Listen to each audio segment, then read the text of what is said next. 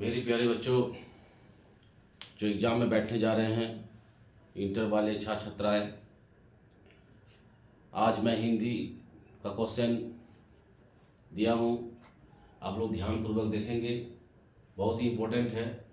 मैंने कहा था कि मैं पॉलिटिकल साइंस के बाद हिंदी का क्वेश्चन दूंगा, तो आप पहले भी तैयारी किए होंगे और अब तो परीक्षा बस 2 या 3 दिन में प्रारंभ होने वाली है।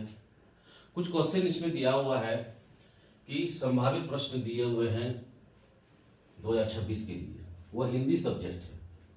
जैसा कि हमने क्वेश्चन दिया, आंसर तो दिया नहीं क्योंकि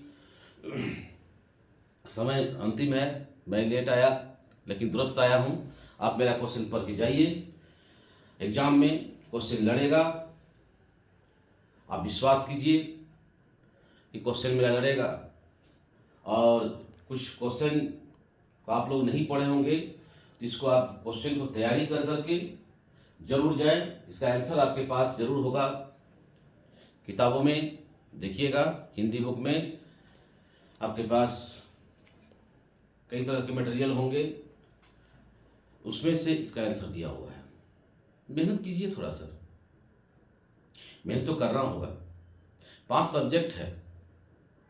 पहला दिन आपका पॉलिटिकल साइंस है, उसके बाद हिंदी है, पॉलिटिकल साइंस, हिंदी है। ये सारा विषय को देखते हुए आप तैयारी करें। थोड़ा सवेरे भी पढ़ें और एग्ज़ाम देकर के आएँ और फिर पढ़ें। ऑब्जेक्टिव भी इसमें मायने रखता है। 50 नंबर का ऑब्जेक्टिव है, ऑब्जेक्टिव पढ़ के जाएं। और इसमें जैसा कि पूरा किताब का क्वेश्चन जो है इसमें दिया गया है, किसी बाहरी क्वेश्चन नहीं है। कुछ क्वेश्चन ऐसा है कि सप्रश्न व्याख्या है, दीर्घ प्रश्न उत्तर है, सप्रश्न है, उसमें से एक आवेदन भी लिखना है, एक आवेदन भी देना है आपको, आवेदन लिखना है। व्याकरण से क्वेश्चन रहेगा, व्याकरण भी पढ़े होंगे, वैसे भी व्याकरण क्वेश्चन जो है आपको ऑब्जेक्टिव में पूछा जाएगा। और ये जैसा कि यहाँ पर लिखा हुआ है, पुरुष जब नारी के गुण लेता है तब वह क्या बन जाता है, तो आप पढ़े होंगे पहले। फिर लहना सिंह कौन था, हरचरना कौन था, ध्रुव स्वामिनी ने रचनाकार कौन था, डायरी लिखा जाना क्यों मुश्किल है, नारी की पराधीनता कब से प्रारंभ हुई। इस तरह से क्वेश्चन जो है मेरा जो है 28 क्वेश्चन, जिस पुरुष में नारीत्व नहीं अपूर्ण है कैसे, ये सारा क्वेश्चन आपका इंपॉर्टेंट है। आपको आधा अधिक क्वेश्चन लिखना है। जैसा कि ऑब्जेक्टिव में 100 क्वेश्चन आता है 50, इसमें भी 30 क्वेश्चन रहेगा, उसको 15 लिखना है। 50% क्वेश्चन का जवाब देना है। आप इसमें जो भी क्वेश्चन आएगा उसको एकदम अपनी भाषा में जवाब दें। तो कहते हैं सोचना नहीं है, कुछ करके करना है। आपका अतीत आपकी शिक्षा है, आपका अतीत आपकी शिक्षा है, आपका भविष्य आपकी कल्पना है, केवल वर्तमान ही आपकी वास्तविकता है। ये ध्यान रखिएगा। Thank you. उसके बाद देखते हैं कि किसी एक पर निबंध लिखना है। कई निबंध मैंने दिया है इसमें, लेकिन किसी एक पर लिखना है।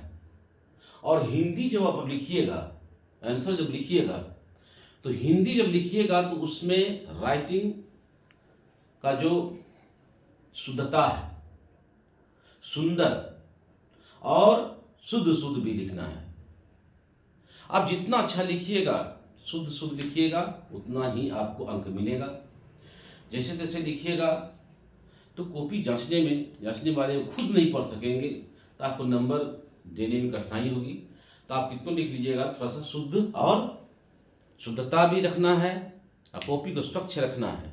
क्योंकि उसमें है क्या कि आप यदि बढ़िया से लिखते हैं तो आपका कॉपी चमकेगा, तो उसमें नंबर, चमकदार नंबर भी आना चाहिए। इसके लिए क्या है, तो मैंने कहा कि पहला शिक्षक दिवस है, महंगाई, आतंकवाद, नारी शिक्षा, चुनाव प्रक्रिया और गणतंत्र दिवस के बारे में आपको लिखना है, निबंध लिखना है।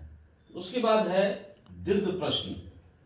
ये दीर्घ प्रश्न जो है आपको क्या करना है, लिखना है। दीर्घ प्रश्न, रोज कहानी का सारांश लिखें। चंद्र शर्मा गुलेरी जी की कहानी उसने कहा था, आपने पढ़ा होगा, उसने कहा था एक चैप्टर है, उनको उसको लिखा है चंद्रधर शर्मा गुलेरी जी ने, लेखक हैं, और उसको लिखा है, सारांश लिखना है उसके बारे में, उसने कहा था सारांश। उसके बाद है हार जीत शीर्षक कविता का भावार्थ लिखना है।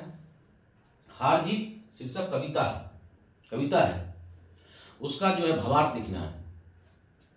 ओस दानिरा शीर्षक निबंध का सारांश लिखना है।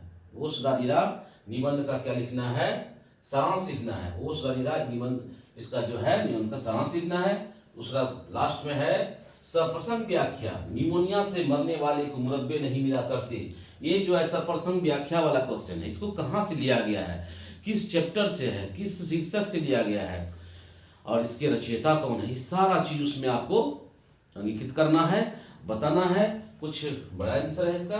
उसके बाद आदमी यथार्थ को जीता ही नहीं, यथार्थ को रचता भी है। ये क्वेश्चन आपका ही किताब का है, उसको लिखना है। सप्रसंग व्याख्या का मतलब होता है कि ये सप्रसंग व्याख्या करना है कि ये लाइन जो आप ये प्रश्न किया गया है, ये कहाँ से लिया गया है, किस चैप्टर से है, उसमें आपको लिखना होगा। ये प्रस्तुत पंक्ति इस किताब से ली गई है और इसके लेखक, रचयिता जो नाम होगा वो देना है। उसके उसी प्रकार बिना फेरे घोड़ा बिगड़ता और बिना लड़े सिपाही, ये भी है। नर नारी पूर्ण रूप से समान एवं उसमें एक के गुण दूसरे के दोष नहीं हो सकते।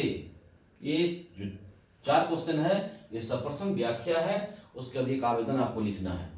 आवेदन में प्राचार्य महोदय के बारे में लिखना है, 5 दिन की छुट्टी के बारे में लिखना है। उसके बाद शुल्क माफ करने के लिए लिखना है। जिस प्रकार से आपने कभी लिखा होगा प्राचार्य को एक आवेदन पत्र, उसमें लिखे होंगे आप लोग सेवा में श्रीमान प्रधानाध्यापक महोदय या प्राचार्य महोदय, स्कूल का नाम देना पड़ता है, उसके बाद विषय देना पड़ता है, और उसके बाद लिख देना है। आप तो जानते ही हैं, पहले भी आप तैयारी किए होंगे। और उसके बाद बढ़िया से लिखिए, हिंदी है, थोड़ा मेहनत कीजिए, ज़्यादा रात तक थोड़ा सा 10-11 बजे रात तक पढ़िए आप, थोड़ा दिन एग्जाम है। उसके बाद भोर का समय पढ़िए उठ करके, और आपका रिजल्ट बनेगा। आप मेरा क्वेश्चन पढ़िए ना, हम जो आपको क्वेश्चन दिए हुए हैं, पिछले वीडियो में दिए हैं पॉलिटिकल साइंस का, आज दूसरा स्टेप में मैंने डाला है हिंदी का क्वेश्चन मैंने डाला है। उस क्वेश्चन को आप ध्यानपूर्वक देखेंगे कि इस क्वेश्चन संभावित क्वेश्चन है,